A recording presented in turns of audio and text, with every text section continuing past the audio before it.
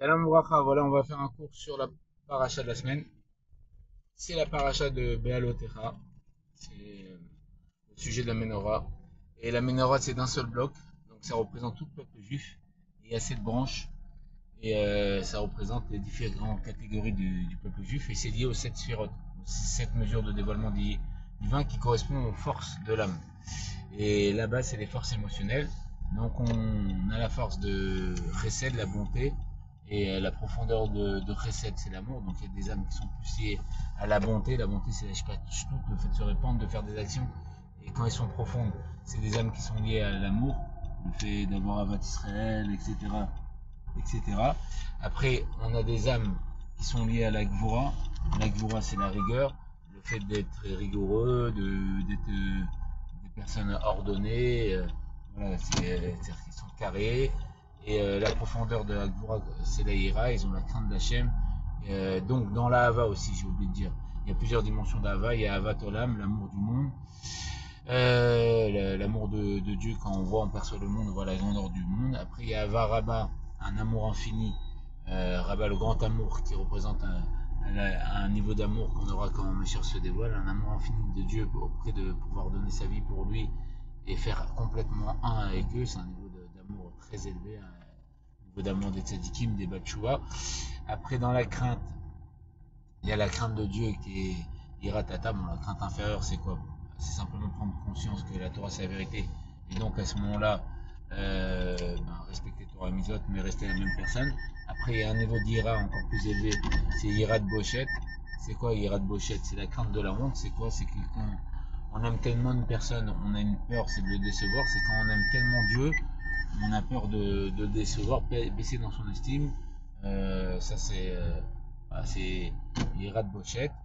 Et après, il y a Hirat Aromemut. Hirat Aromemut, c'est quoi? C'est la crainte du vertige.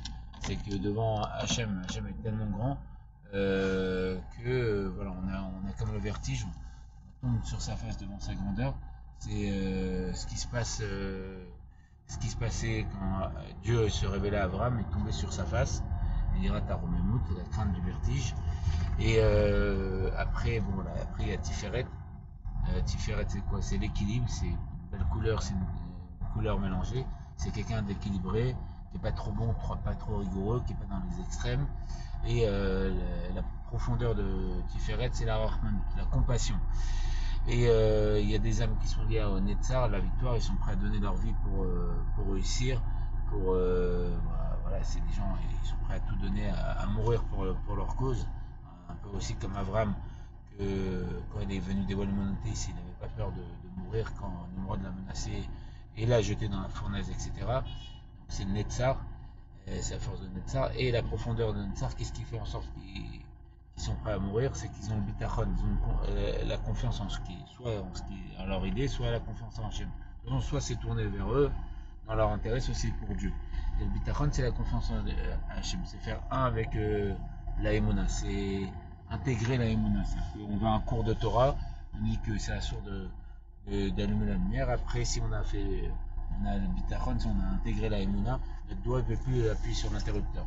Et après, il y a la surah de Hod. Ça, c'est toutes les branches que j'explique. Hod, c'est quoi? C'est la simplicité, c'est le fait d'être soi-même, la majesté. C'est le fait d'accepter d'être comme Dieu nous a fait, d'être soi-même. Si l'infotrafic en Et temps après la profondeur de Hod, c'est la Tmidout, l'intégrité, c'est d'être intègre. Et après, il y a le Yesod. Le Yesod, donc là, je vous explique toutes les branches. Hein. Les branches du côté droit, du côté gauche et la branche du milieu. La branche du milieu, c'est en dernier, je vais l'expliquer. Et après, le Yesod, c'est quoi? C'est le fondement. Le fondement, c'est quoi? Elle reçoit de toutes les autres sphirotes. C'est le fait de Yesod, c'est l'union. C'est le fait d'influencer les autres. Il y a 2 dimensions de Yesod. Il y a le Yesod de Yosef, celui qui a influencé tout le monde. Et Yesod de Benjamin. Benjamin, il reçoit l'influence des autres.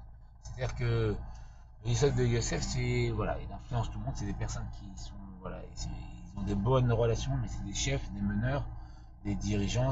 Ils influencent tout le monde. Voilà, ils sont très bons pour influencer des masses. Ça, c'est la dimension du Yosef, du Yesod. Et Yesod de Benjamin, c'est des gens qui reçoivent l'influence. On va leur expliquer un cours de Torah, ils vont l'expliquer mieux que la personne qui leur a enseigné. comme s'ils avaient lu, on va leur expliquer un livre, on va expliquer mieux, comme s'ils avaient lu le livre mieux que la personne qui a enseigné. Donc voilà. Et après, il y a donc ça c'est les branches du droit, de la droite et du gauche.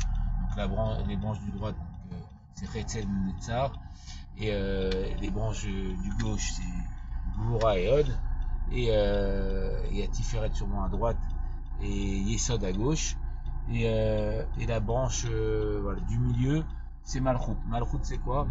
Malchut c'est la royauté, ça représente la dimension de Mashiach, parce qu'on est un seul même bloc, le peuple juif, parce que la Melech qu'est-ce qu'elle fait? Elle éclairait le monde. On est un seul bloc, on est une seule entité, on est là pour éclairer le monde, chacun avec nos capacités, c'est-à-dire nos différentes formes du service de Dieu, avec la bonté, la rigueur, etc. Ce que j'ai développé, chacun on éclaire le monde pour dévoiler ma chair sur terre, et voilà. Et la malchoute, c'est quoi? C'est la parole et l'action, c'est la concrétisation. Tout ce qu'on a expliqué, c'est en bécoir, en potentiel. Et la malchoute, c'est le fait que ça soit bépoil, concrètement. C'est qu'on dévoile par la parole, l'action. Voilà. Et l'intériorité de la malchoute, de la royauté. La malchoute aussi, c'est Nassout, c'est le fait de gouverner. Le Mashiach, il va gouverner le monde. Et l'intériorité de la malchoute, c'est la chifloute, l'humilité. Il était humble à l'image de David Améler qui se mettait par terre pour tuer la Torah. On lui disait, mais David, tu es le roi. Il a dit, devant Dieu, je suis. Voilà, je vous ai tous expliqué tous les caractéristiques du peuple juif qui sont à travers la Menorah, qui représentent tout le peuple juif, la Shrina, le faire de résider Dieu sur terre et d'éclairer le monde par la lumière de la Torah, la lumière d'Hachem, parce que la Torah et Hachem c'est une seule chose. Voilà. Et Echea Melech, Bracha Vaslacha, on se retrouve avec le Midrash, Miyad, Mama Shamen Vamen, Keni Echirat.